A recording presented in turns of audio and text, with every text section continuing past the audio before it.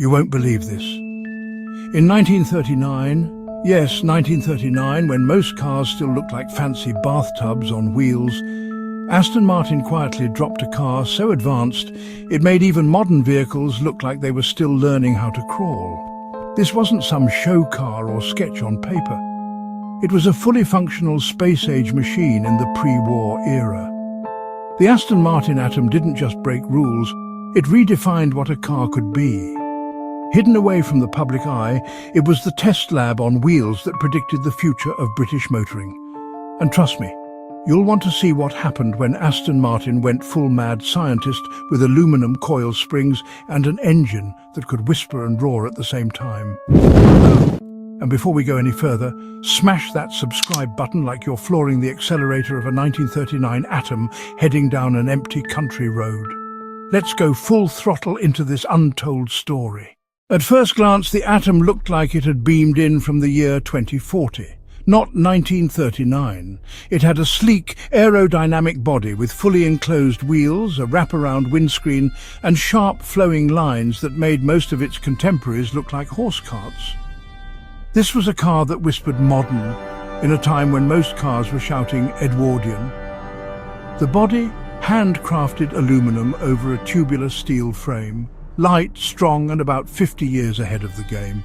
And here's where it gets wild. The Atom was a prototype, but it was road-ready. This wasn't just a showpiece, it was driven, it was tested, it was real.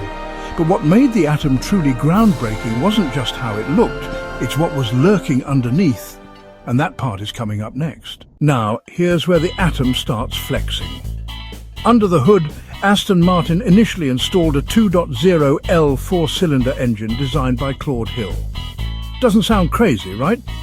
Well, this little engine packed a surprising punch, around 125 horsepower, which for 1939 was like giving a horse steroids and asking it to run the Olympics. But that's not all. The car featured independent coil spring suspension at a time when most cars were still bouncing on leaf springs like trampolines. And it had a 4-speed pre-selector gearbox which let you pre-choose your gear before engaging, sort of like choosing your weapon in a video game, then letting it rip. This kind of powertrain tech wasn't just fancy, it was unheard of. And it would go on to influence post-war Aston Martins in ways the public had no clue about. But the real twist, the Atom didn't just influence future models, it saved the entire company. Let's talk about that. Flash forward to post. World War II. Aston Martin was gasping for survival, low on funds, vision and hope. Then in walks David Brown, yep, the same guy whose initials would give us the DB series, like the legendary DB5. Brown test drove the Atom in 1947, and legend has it, he was so blown away he basically bought the whole company on the spot.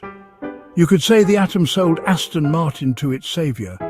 And without the Atom there might never have been a DB5, which means no James Bond, no shaken martinis, and no Sean Connery leaning on a silver bullet of a car.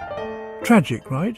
But what about the one mystery everyone overlooks, the fact that the Atom was never sold to the public? That leads us to a truth most fans never hear. Here's the million-dollar question. If the Atom was so amazing, why didn't Aston Martin build thousands of them? The short answer? Timing. The long answer? Timing and a world war. Just months after the prototype was completed, World War II broke out. Car production across Europe ground to a halt, and automakers had to start building tanks, not dreams. By the time the war ended, the Atom's design was no longer futuristic. It was the blueprint. So Aston used its DNA to build the DB1 and later the DB2, but the original Atom, it remained a ghost one of one. And here's where things get even stranger. That lone prototype still exists today. And it runs. Oh yes, it drives. But what makes it even more ridiculous is what's coming next. The Aston Martin Atom wasn't just about looks or horsepower, it was a fully functional test lab on wheels. The engineers tried all sorts of things on it. Advanced suspension geometry, gear ratios, even different steering systems. This one car was used to develop future Aston Martin tech for years. In one infamous test drive, it said the Atom was pushed well over 100 mph, which was like light speed back then. And want a fun fact? Despite being over 80 years old, the Atom has such a solid build and precise handling that many modern drivers have said it feels surprisingly tight and agile even today. Talk about aging like fine wine, or a perfectly tuned V4. But before we wrap up, there's one last thing you need to know. The 1939 Aston Martin Atom wasn't just a car, it was a prophecy.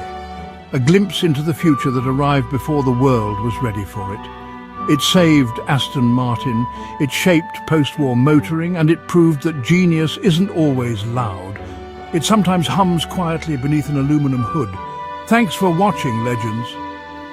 If you enjoyed this deep dive into the forgotten marvel that changed Aston Martin forever, don't forget to like this video and smash that subscribe button like you're shifting gears at 100 miles per hour in a car built before your granddad was born.